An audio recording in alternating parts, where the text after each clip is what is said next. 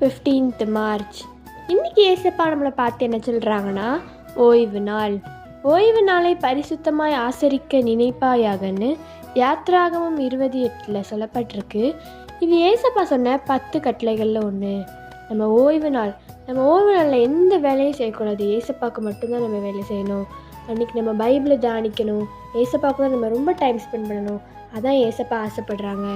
இன்றைக்கி நம்ம ஏசப்பாட்ட என்ன கேட்கணுன்னா, ஏசப்பா உங்கள் ஓய்வு நாளை பரிசுத்தமாக ஆசரிக்க எனக்கு உதவி செய்யுங்க ஏசப்பா.